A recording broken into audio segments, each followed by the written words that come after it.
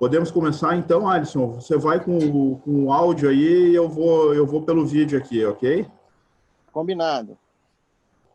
Você pode começar, pode iniciar aí dando início aí as boas-vindas e aí depois eu prossigo aqui com os debates. Tá bom. Bom dia a todas e a todos. Aqui quem está falando é Alisson Souza, estou como presidente da Associação Nacional de Fundações Estatais de Saúde e vamos dar início, né, o nosso webinar de hoje, que vai ter o Dr. Rafael aí, Rafael Wagner, que vai falar das alternativas tributárias para as fundações estatais de saúde em época de pandemia. E vou passar imediatamente a palavra para ele conduzir aí o debate. Ok. Bom, primeiramente, um bom dia a todos. Eu falo de Porto Alegre, no Rio Grande do Sul. Meu nome é Rafael Corf Wagner. Eu sou sócio da Lippert Advogados, sócio responsável pela área tributária da Lippert Advogados, aqui em Porto Alegre. Nós temos já trabalhado há bastante tempo com fundações, instituições beneficentes, instituições do terceiro setor, né? E já há algum tempo eu e Adson viemos conversando, viemos trabalhando aí nessas questões tributárias, nessas matérias fiscais que podem ser objeto de questionamento e de tratamento por parte das fundações estatais. Nós já temos trabalhado, então, como eu coloquei para os senhores, nessas questões, né? Mas o momento atual exige um novo enfrentamento, exige efetivamente uma nova forma de enfrentamento das questões fiscais e tributárias por parte de todos os atores envolvidos na nossa economia, sejam empresas privadas, sejam instituições do terceiro setor, sejam pessoas físicas, por que não, né? Dado que a pandemia do coronavírus trouxe efetivamente hoje uma crise econômica junto dela, né, muito relevante e de impactos até então inimagináveis até muito pouco tempo atrás. Dentro desse cenário, dentro dessas questões, dessas alternativas tributárias que se colocam para as fundações estatais, né, o Alisson pediu, então, que eu trouxesse algumas dessas alternativas, algumas dessas questões, para que vocês possam, avaliando essas alternativas, né, eventualmente aplicá-las dentro das instituições a que vocês estão vinculados. Ok? Bom, a crise de pandemia, a situação da pandemia trouxe, então, por parte do governo federal, algumas medidas que, a meu ver, foram de demorada a implementação, e foram medidas que efetivamente, a meu ver, não resolvem a situação econômica a que estão submetidas as empresas no nosso país, as pessoas jurídicas no nosso país, ok? E que medidas foram essas? Basicamente, que medidas foram essas que foram adotadas pelo governo federal para o enfrentamento da pandemia? Nós podemos trazer aqui, rapidamente, eu vou colocar para os senhores na tela uma lâmina, né, onde a gente traz aqui algumas dessas alternativas, ok? Bom, quais foram as medidas adotadas pelo governo federal e quais são as medidas que podem vir a ser aproveitadas hoje pelas fundações? A primeira delas é uma medida de alíquota zero do Imposto sobre Operações Financeiras, o IOF, né? Então, veja, o governo, pretendendo estimular o crédito, ele reduziu a zero a alíquota do IOF nas operações de créditos a partir de 1º de abril de 2020. Então, aquelas operações de crédito, aquelas situações que as empresas, que as fundações hoje dependem de operações creditícias, estão estimuladas através do redução a zero do IOF. Além disso, o governo federal trouxe a prorrogação do vencimento de tributos federais. Primeiro deles, o PIS e a COFINS, pela portaria 139, de 3 de abril de 2020, prorrogando o PIS e a COFINS vencidos em abril e em maio para agosto e para outubro, e trouxe também, e aí é o ponto, porque o PIS e COFINS para vocês ele não deve ter uma relevância, analisado caso a caso, mas ele não deve ter uma relevância tão grande quanto a contribuição previdenciária. E aí, nas contribuições previdenciárias, nós tivemos também uma prorrogação no vencimento das contribuições para os meses das contribuições de abril e de maio, para os meses de outubro, de agosto e de outubro de 2020.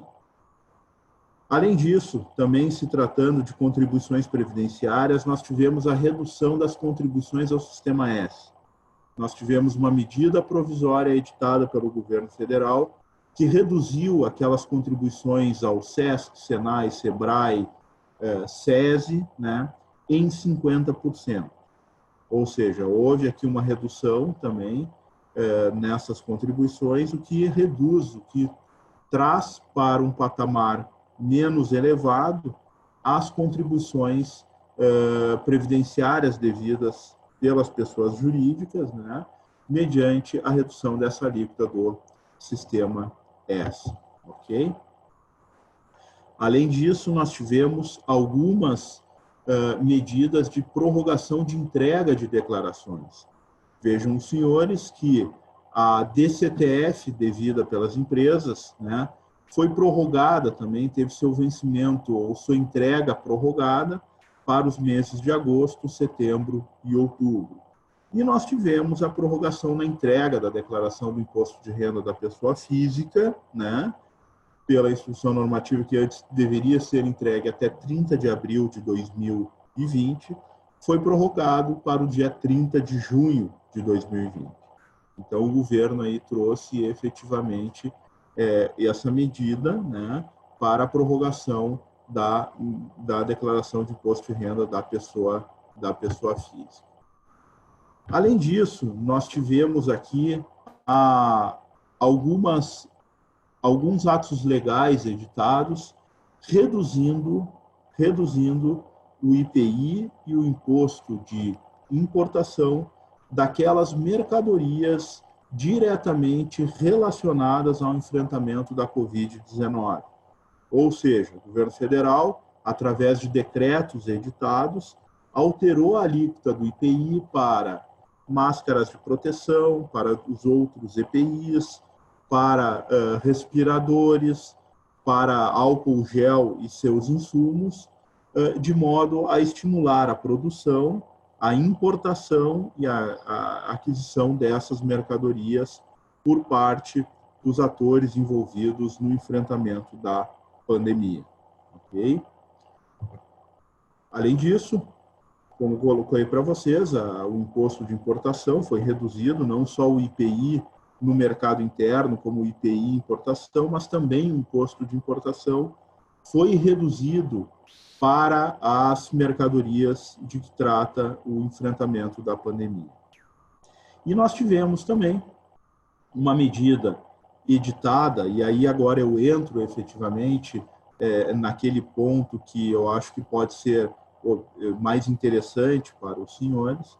Nós tivemos também a edição de uma lei que foi conversão da medida provisória 899, que trouxe a possibilidade de uma transação tributária no âmbito do governo federal. Ou seja, nós tivemos a edição de uma norma que permite que os contribuintes em débito com a Receita Federal, em débito com o governo federal, possam transacionar, possam levar ao governo federal uma proposta de transação e de quitação do seu débito. Claro que, para que essa transação seja levada a efeito, é necessário que a Procuradoria da Fazenda Nacional traga um edital, né, com as condições para essa transação. E ela trouxe aí uma medida excepcional de transação, né, um parcelamento de débitos, a gente poderia dizer até que, inclusive, que é um novo refis, para as santas casas. E não trouxe especificamente, ou ela não permite especificamente, a nosso ver, na interpretação que fizemos na norma, a possibilidade de as fundações estatais de saúde aderirem a essa transação, a essa modalidade de parcelamento.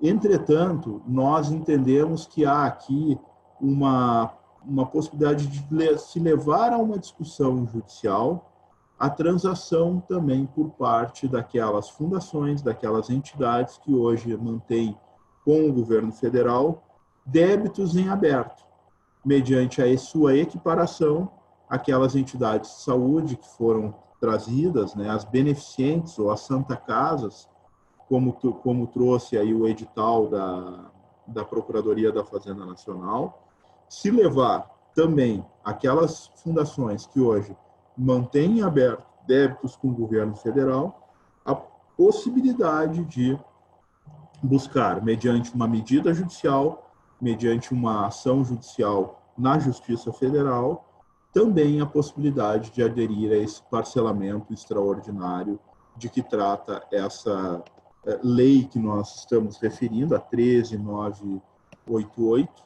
né, que foi recentemente editada e que trouxe a possibilidade de parcelamento. Nós tivemos ainda, como medidas adotadas pelo governo federal, a prorrogação de validade de CNDs e certidões positivas de débito com efeitos de negativa por 90 dias. Então, aquelas empresas ou aqueles contribuintes que estavam com suas certidões vencidas tiveram as mesmas prorrogadas automaticamente pelo prazo de 90 dias. Diferimento de prazo para pagamento de FGTS, ou seja, nós tivemos um diferimento no pagamento, a possibilidade de se pagar o FGTS de forma diferida também, em relação a 6 meses, eu coloquei 3 aqui, mas eles são 6 meses, né?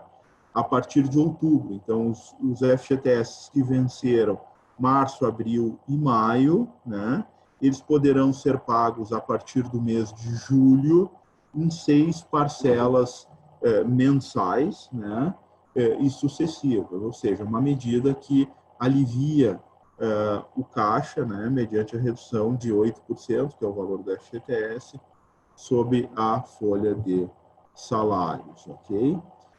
Bom, senhores, essas são as medidas que foram adotadas até então pelo governo federal para o enfrentamento da pandemia. Essas medidas, a meu ver, embora elas ajudem as pessoas jurídicas ou as pessoas físicas, elas são ainda muito tímidas. E por que eu entendo que são muito tímidas? Porque nós vamos ter aqui na prorrogação a necessidade de um pagamento desses tributos lá na frente. Ou seja, haverá aqui um acúmulo de pagamento de tributos que certamente vai gerar uma inadimplência muito grande, um grande problema porque hoje, e vocês enfrentam isso, as fundações enfrentam isso, um problema de caixa muito grande para enfrentamento das suas obrigações diárias. E essas obrigações aqui elas vão ser ampliadas a partir do momento em que, dando-se a possibilidade de um pagamento diferido dos tributos, eu tenho que pagar duas competências acumuladas, o que muitas fundações, muitas empresas não terão caixa suficiente para isso. Então, nós esperamos que haja a sensibilidade do governo federal em relação a essa situação, a possibilidade de um novo parcelamento mais ampliado, um novo refis. Nós precisamos efetivamente de um novo refis para que haja, então, o enfrentamento das dificuldades que foram ocasionadas pelo Covid-19. Okay? Dentro dessa situação, dentro dessas medidas, tá, nós temos as situações específicas hoje que são enfrentadas por quaisquer contribuintes, quaisquer empresas que estão sujeitas hoje ao pagamento dos tributos federais. E aí eu trago para vocês, né, uma situação que nós já discutimos diversas oportunidades, eu e Alisson, e isso inclusive está sendo levado para cada uma das instituições de vocês, né, é a questão relacionada com a imunidade tributária das fundações estatais de saúde. Vocês já devem saber que hoje o maior impacto no recolhimento de tributos por parte das fundações estatais de saúde está efetivamente na sua folha de salário, na necessidade de recolhimento da contribuição previdenciária devida pela Fundação Estatal de Saúde. E, embora não haja na própria legislação um reconhecimento quanto a essa imunidade ou quanto à isenção das fundações estatais de saúde em relação às contribuições previdenciárias, nós temos aqui o entendimento de que há possibilidade concreta e muito forte de, através de pedido judicial, de uma medida judicial que venha a ser proposta, e aí nós estamos levando aos senhores a possibilidade de uma discussão coletiva pela ANFES dessa matéria, né? Nós temos a convicção de que há grandes chances de êxito do reconhecimento da imunidade tributária às fundações estatais de saúde pelo Poder Judiciário. E por que essa nossa convicção? Nós temos essa convicção porque já há diversos precedentes, diversas ações judiciais em que houve o reconhecimento da imunidade tributária de entidades semelhantes a fundações estatais e até a algumas fundações estatais, né, de que, pela natureza do serviço prestado, pela natureza da função da Fundação Estatal de Saúde, não haveria de que se falar na necessidade do recolhimento da contribuição previdenciária. É uma medida impositiva o reconhecimento da imunidade às fundações estatais de saúde, dada a natureza do serviço que é prestado. Nós tivemos a oportunidade de, aqui no estado do Rio Grande do Sul, patrocinarmos a ação judicial que reconheceu ao Grupo Hospitalar Conceição, não é uma fundação, né, ele não tem a natureza jurídica de fundação, mas sim de sociedade de economia mista. Nós tivemos a oportunidade aqui de promover essa ação judicial, patrocinar essa ação judicial, e através de decisão que foi tomada pelo Supremo Tribunal Federal, em sede de repercussão geral, reconheceu que, ainda que não haja uma expressa disposição legal, reconhecendo imunidade tributária a fundações ou a sociedades de economia mista ou de outra natureza jurídica qualquer, não há que se afastar o direito à imunidade tributária daquelas instituições que prestam unicamente serviços públicos, e dentre esses os serviços de saúde. Okay? Então, aplicando-se esse precedente e outros que foram já estabelecidos pelo Poder Judiciário, nós temos a lídima convicção de que há a possibilidade das fundações estatais de saúde obterem o reconhecimento da sua imunidade tributária e afastarem o recolhimento das contribuições previdenciárias e, no nosso ver, também de impostos federais, como o imposto de renda, o imposto às contribuições PIS, COFINS e as demais, eventualmente, incidentes, a CSL. PIS, COFINS já há um reconhecimento de imunidade, mas a CSL, né, aqui vocês estão sujeitos. Então, senhores, os pontos que nós teríamos a trazer para os senhores aqui nessa discussão, nesse ponto, né? Vejam, os senhores, que nós temos algumas medidas que foram adotadas pelo governo federal em esfera tributária para o enfrentamento da pandemia, mas aqui eu entendo que, pela natureza jurídica das fundações estatais, há, sim, uma possibilidade muito forte de se levar essa discussão adiante, e essa discussão, hoje em dia, eu vejo, ela se torna muito mais importante e de muito mais fácil reconhecimento por parte do Poder Judiciário, na medida em que a situação de pandemia que nós estamos vivendo trouxe à tona o problema da saúde pública no Brasil, né? Ou ela escancarou ainda mais o problema da saúde pública no Brasil, né? E eu tenho certeza que essa discussão hoje, se levada ao Poder Judiciário, nesse momento, ela terá uma acolhida com muito melhores olhos do que se nós tivéssemos levando essa discussão judicial há 6 meses atrás, por exemplo, onde esse cenário de pandemia não era vivido no nosso país, ok? Então, eu fico aberto aqui às discussões, eu estou à disposição dos senhores aqui para a discussão.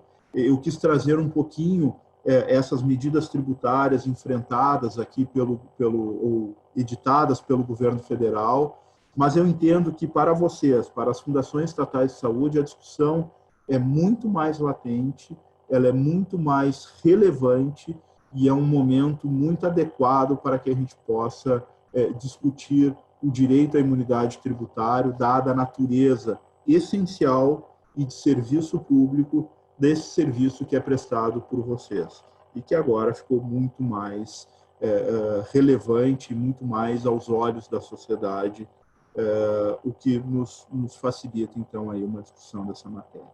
Agradeço aos senhores pela paciência, pela disposição em assistir aqui a essa exposição. Fico à disposição dos senhores aqui para as perguntas, para os questionamentos.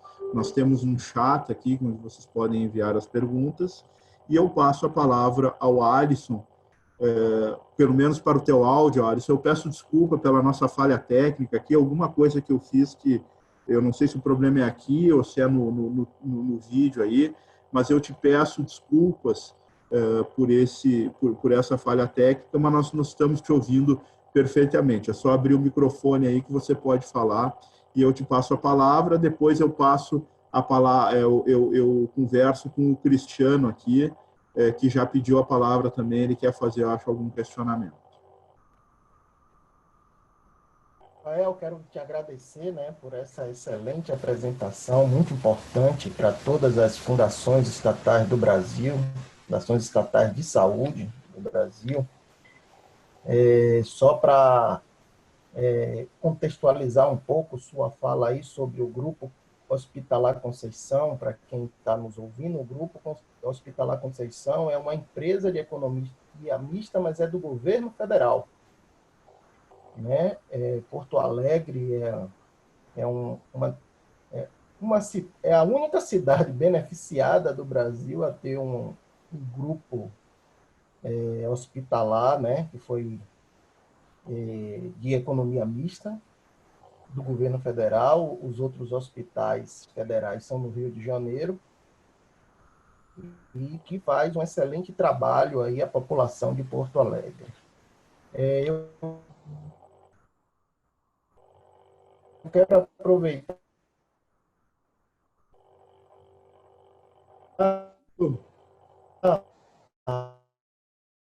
Tá um pouquinho ruim. a consulta a você. Tá ouvindo? Tô ouvindo. Alô? Que é sobre a Lei 13.995, tá ouvindo? Tô te ouvindo. Alô? Sim. Oi, estamos te ouvindo. A Lei 13.995, de maio de 2020, que é do auxílio financeiro da União às santas casas e hospitais filantrópicos, né? E algumas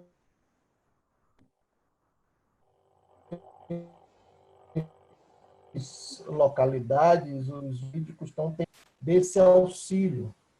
A lei, no seu contempla municípios que possuem presídios, né? E aí, como esse tema tem muita discussão nos grupos, sobretudo nas fundações que fazem gestão de unidades hospitalares, se você tiver alguma contribuição sobre esse tema, é importante. A nova lei das Santas Casas, né? A gente possa discutir com as fundações. Eu entendo, Alisson, e respondendo ao teu questionamento, tá? E isso vai um pouquinho também ao encontro do questionamento do Edson, né? Que faz aqui uma pergunta para nós em relação à equiparação, né, das Santas Casas. Eu vejo totalmente possível essa equiparação desses benefícios que foram concedidos às Santas Casas às fundações estatais de saúde. Tanto na lei citada por você, Alisson, tanto em relação a esses pontos que foram citados por você no seu questionamento, quanto na dúvida aqui do Edson, né, que ele nos pede maiores informações sobre a possibilidade de equiparação das fundações em relação às Santas Casas. Os empecilhos para a consolidação desse entendimento é mais político ou jurídico. Eu vejo que há aqui uma possibilidade jurídica, né, muito forte, muito concreta, de equiparação das Santas Casas, das fundações às Santas Casas, tanto para a obtenção do parcelamento especial que foi a elas deferido através do edital que foi publicado pela PGFN na lei de transação, tanto quanto em relação à equiparação na lei publicada agora recentemente, que foi referida pelo Alisson. Vejam, senhores, já há um entendimento do Poder Judiciário de que o que prevalece aqui em relação a esses benefícios, qualquer um que seja concedido, independentemente da natureza jurídica da instituição, diz respeito à natureza do serviço que é prestado. Ou seja, se nós temos uma natureza de prestação de serviço de saúde pela Santa Casa e ela foi beneficiada com uma legislação mais benéfica, mais protetiva à sua atividade, por uma questão de isonomia, por uma questão de igualdade, e aí é o ponto jurídico, Edson, que você havia questionado aqui. Eu entendo que há uma possibilidade muito forte, muito relevante de equiparação também das fundações estatais. Muito bom, doutor Rafael. Eu vou socializar essa informação para as fundações estatais de saúde que fazem gestão de unidades hospitalares e que possuem nos seus municípios presídios, né, para que elas possam, com o setor jurídico, se apropriar dessa discussão e correr atrás dos benefícios que elas têm direito. Então, olha, nós ficamos à disposição aqui para uma avaliação mais aprofundada, né, em relação a cada um dos casos concretos em discussão. Então tá, eu agradeço também aos senhores novamente pela participação no nosso webinar. Reiterando o que o Alisson colocou, nós vamos disponibilizar a gravação posteriormente, né? E estamos aqui à disposição dos senhores em Porto Alegre. O meu e-mail é rkw@lippert.com.br e o nosso telefone aqui para qualquer contato é o DDD 51 33 02 2600 33 02 2600 DDD 51. Muito obrigado a todos, dando por encerrado, então, esse webinar. Desejo um excelente dia e um ótimo final de semana. Até logo. Até logo, doutor. Obrigado a todos Tchau. e a todas. Tchau.